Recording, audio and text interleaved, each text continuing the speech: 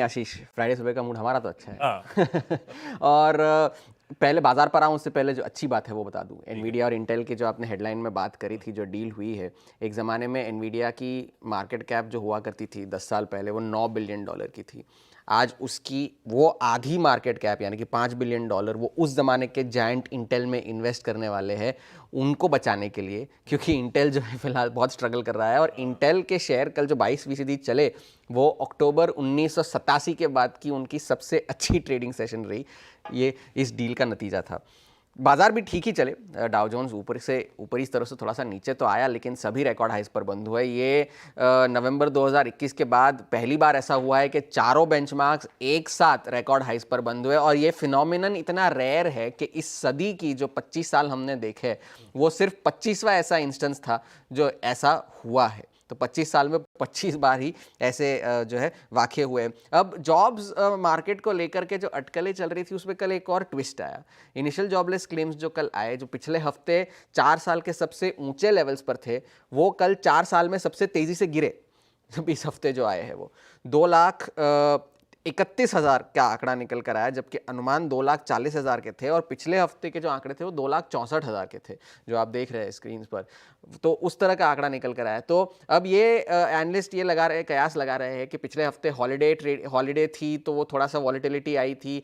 Texas में सिर्फ एक राज्य ऐसा था जहां पर बहुत सारा जॉबलेस क्लेम्स बढ़ गया था। वहां का राज्य जो प्रशासन है वो कह रहा है कि फ्रॉड है, ये गलत आंकड़े हैं, इस वजह से जॉबलेस क्लेम्स में बढ़ोतरी देखने मिली है। अब इससे ये तो नैरेटिव तो थोड़ा सा डगमगाने लग गया है कि अब जॉब्स मार्केट कहना क्या चाह रहा है आखिर में। तो ये आज अगले हफ्ते का जो जॉबलेस क्लेम्स होगा वो एक आंकड़ा होगा, और फिर 3 अक्टूबर को जो जॉब्स डेटा आएगा वो सबसे महत्वपूर्ण होगा देखने के लिए कि ट्रेजेक्टरी किस तरफ जा रही है। आज का दूसरा सबसे बड़ा ट्रिगर डोनाल्ड ट्रंप और शी जिनपिंग की बातचीत होगी। ट्रेड के मामले में तो होगा ही, डोनाल्ड ट्रंप कह भी रहे कि ट्रेड को लेकर हम बहुत करीब है, लेकिन अब तक कोई ऐसी डिटेल्स उन्होंने नहीं की है। टिकटॉक को लेकर के लेकिन दोनों जो है नेता बातचीत करेंगे भारतीय समय अनुसार शाम 6:30 बजे, वॉशिंगटन समय अनुसार सुबह 9 बजे और बेजिंग समय अनुसार शाम के 9 बजे जो है ये बातचीत होने वाली है। रिपोर्ट्स ये कह रही है कि ऑरेकल एक ऐसी कंपनी होगी जो टिकटॉक में उनकी हिस्सेदारी होगी। और डोनाल्ड ट्रंप ने कल रिपोर्टर्स से बात करते हुए ये भी कहा कि it will be held by all American owners. तो ये बात ध्यान में रखने वाली होगी कि कौन ऐसे लोग हैं जो टिकटॉक में पैसा लगाने वाले हैं, जो उसकी ओनरशिप अगर ट्रांसफ़र हो रही है, टेक ट्रांसफ़र हो रहा है, क्या डील निकल कर आती है, तो अब दोनों नेताओं की बातचीत के बाद ही पता चलेगा। तो ये आज शाम का सबसे बड़ा ट्रिगर होगा। डॉलर को लेकर के एक रिपोर्ट बड़ी इंटरेस्टिंग सी आई है, डॉइश बैंक की रिपोर्ट है। वो कह रहे हैं कि जो विदेशी निवेशक है यूएस के बाज़ारों में, वो डॉलर का जो अपना एक्सपोजर है वो रिकॉर्ड स्तरों से कम कर रहे हैं। और डॉलर हेज्ड ईटीएफ जो है, उसमें जो इन्फ्लेशन जो इनफ्लोज आए हैं वो अनहेज्ड ईटीएफ्स से ज़्यादा पहली बार हुए हैं इस दशक में। तो यानी कि जो ईटीएफ्स में डॉलर पोजीशनिंग में हेजिंग होती है उसमें इनफ्लोज आए हैं, बल्कि इसके जिसमें नहीं होती है।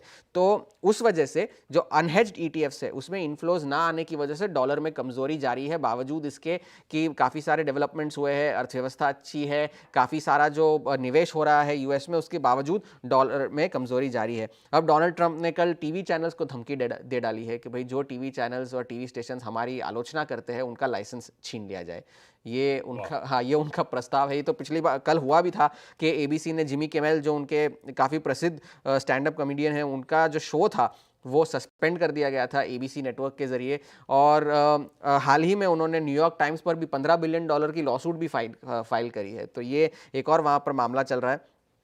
आज का फिनोमिनन है ट्रिपल विचिंग, जिसकी हम बात करते भी है हर 3 महीने में। तो एक्सपायरी सारी $5 ट्रिलियन के ऑप्शंस आज एक्सपायर होने जा रहे हैं। तो ट्रिपल विचिंग पर नजर रखिएगा। और हैंडओवर फिलहाल के लिए तो ठीक ही है।